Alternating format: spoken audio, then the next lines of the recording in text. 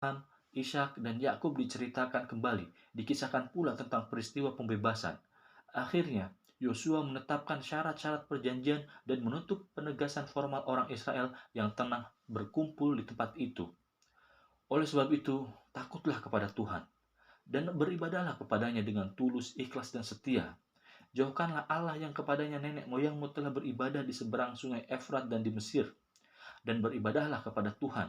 Tetapi jika kamu anggap tidak baik untuk beribadah kepada Tuhan, pilihlah pada hari ini kepada siapa kamu akan beribadah.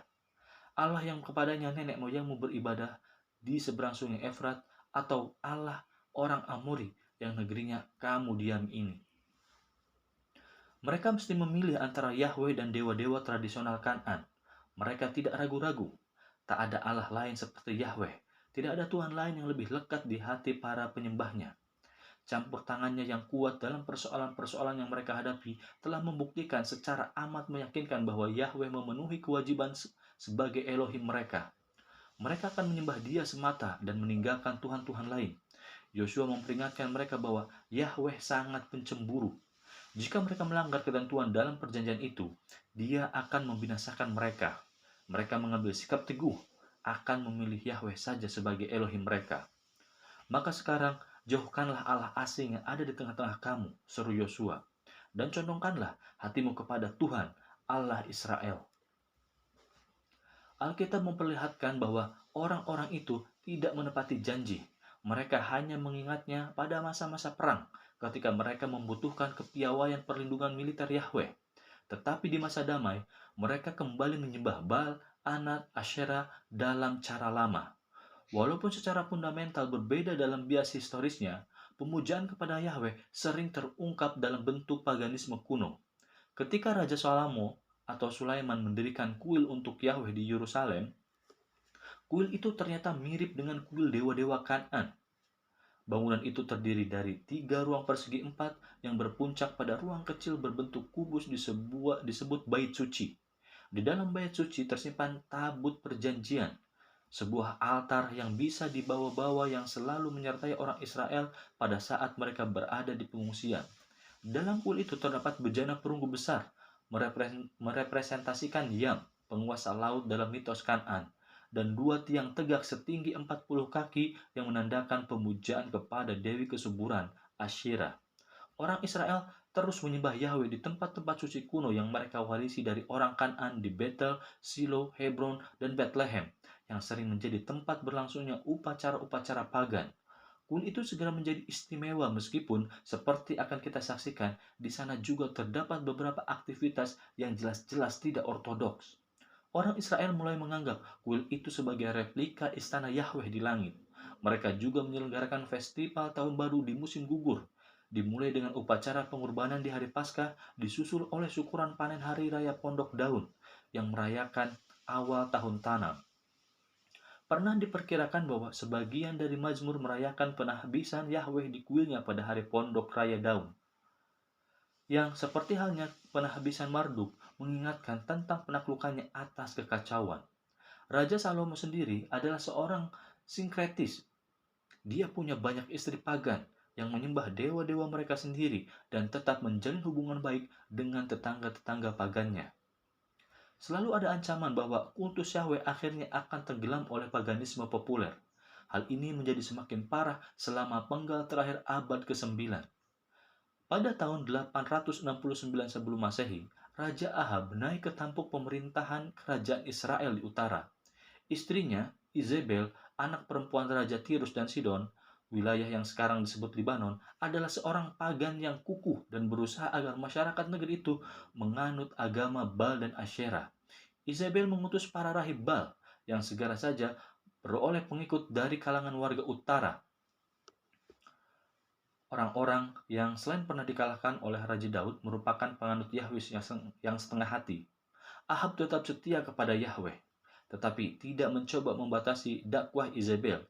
Namun, tatkala kekeringan melanda kawasan itu menjelang akhir pemerintahannya, seorang nabi bernama Elia mulai mengembara ke seluruh pelosok negeri, berpakaian mantel bulu dan kain pinggang yang terbuat dari kulit. Dia mengecam ketidaksetiaan kepada Yahweh dan menantang Raja Ahab serta rakyat negeri itu untuk mempersaingkan Yahweh dengan Baal di Gunung Karmel. Di hadapan 450 nabi agama Baal, Elia berkata, "Berapa lama lagi kalian berlaku timpang dan bercabang hati?" Lalu dia minta diambilkan 2 ekor lembu jantan, seekor untuk dirinya dan seekor lagi untuk para penyuruh agama Baal. Kedua sapi itu akan diletakkan di atas 2 buah altar. Mereka akan berdoa kepada Tuhan masing-masing dan menyaksikan mana di antara keduanya yang mengirim sapi dari langit untuk yang mengirim api dari langit untuk menghanguskan apa yang dikurbankan. Setuju, teriak hadirin.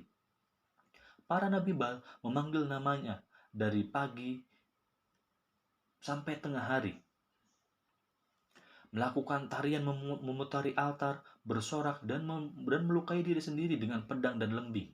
Namun tidak ada suara, tidak ada yang menjawab. Kemudian Elia mencemooh.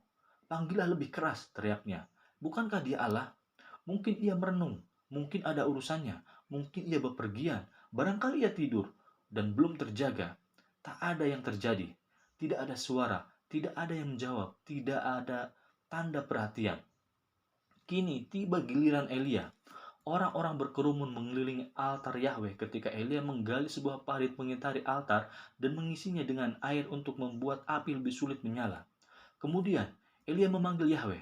Sekonyong-konyong, tentu saja, api menyambar dari langit, menghanguskan altar dan lembu jantan, bahkan mengeringkan air di dalam parit. Orang-orang bersujud. "Yahweh adalah Tuhan," teriak mereka. "Yahweh adalah Tuhan." Namun, Elia bukanlah pemenang yang ramah. "Tangkap nabi-nabi Baal," titahnya. Tak seorang pun dikecualikan. Dia giring mereka ke lembah terdekat dan menyembelih mereka di sana. Paganisme biasanya tidak memaksakan dirinya kepada orang lain.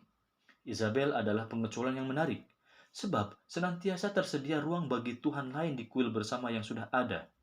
Peristiwa-peristiwa mitis kuno ini memperlihatkan bahwa sejak awal Yahwisme menghendaki tekanan keras dan penyangkalan terhadap kepercayaan lain, sebuah fenomena yang akan kita analisis secara lebih terperinci dalam bab berikutnya.